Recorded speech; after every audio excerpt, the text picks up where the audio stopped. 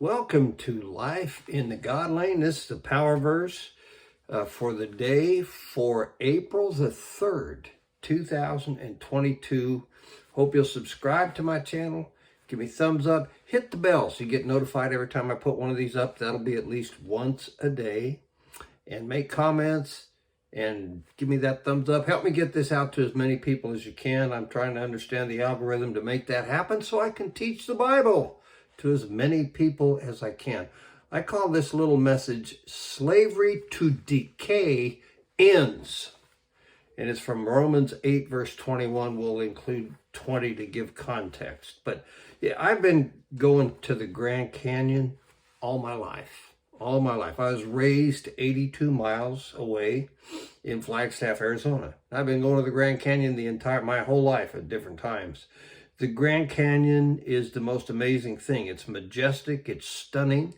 It is absolutely one of a kind. There's nothing else like it.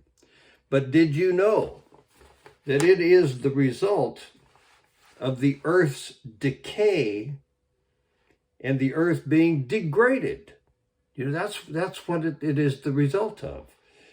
A history website that I stumbled into says that it took between 5 and 6 million years for the Colorado River to cut through the rocks and form the mile-high walls of the Grand Canyon. Now, I don't know about the 5 or 6 million years, but I guarantee it didn't happen overnight. It took time for that river to chip away and degrade what was at one time flat rocks and carve out the Grand Canyon. That's a great example of the Earth's decay and what happens to the Earth. It gets chopped up and changed and degraded over time. Eons ago, there was a river running over flat rock, and it degraded and decayed that rock into what's the Grand Canyon today. That's how things work on Earth. Creation is waiting to be liberated and delivered from decay. Let me show you what I mean. It's in Romans 8, 20 and 21. We're going to read those two verses together. For the creation was subjected to frustration, not by its own choice, but by the will of the one who subjected it, in hope that creation itself will be liberated from its bondage to decay and brought into the glorious freedom of the children of God. Now, I read verse 20 with verse 21, as verse 21 starts with the words that really are in verse 20, where it says, in hope. Creation is frustrated because of its bondage or its slavery to decay. All of creation decays. Things fall apart, get old, decay. Last little message I talked about a tree that decayed. But creation is looking forward to liberation from slavery to decay. It looks forward to being liberated from decay and coming into what's called the freedom of the children of God.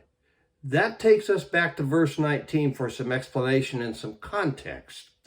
The creation waits in eager expectation for the sons of God to be revealed. The sons of God are revealed at the day of the Lord. God's children in a new birth, that's we Christ followers, are raised from the dead with a new body that is eternal. It does not die. It does not decay. It does not get old like my 73-year-old body is doing now.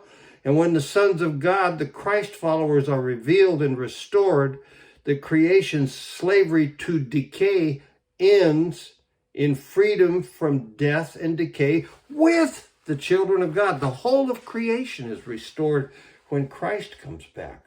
So what we have to look forward to is the same thing creation has to look forward to. Freedom. Freedom from death and decay. Freedom from death and decay and complete restoration by way of Jesus coming back to rule his kingdom as King of Kings and Lord of Lords. That's what we have to look forward to, and that's what creation has to look forward to. What fixes Earth's decay, death, and destruction is the same thing, the same person that fixes ours, Jesus. And it always goes back to his death pay for sin, his burial because he was dead, his resurrection 3 days later to defeat, destroy, and eliminate death forever, and his return to rule as king. It's all about Jesus. So, look forward to us and creation being all fixed up. Rest in that, and I'll see you tomorrow.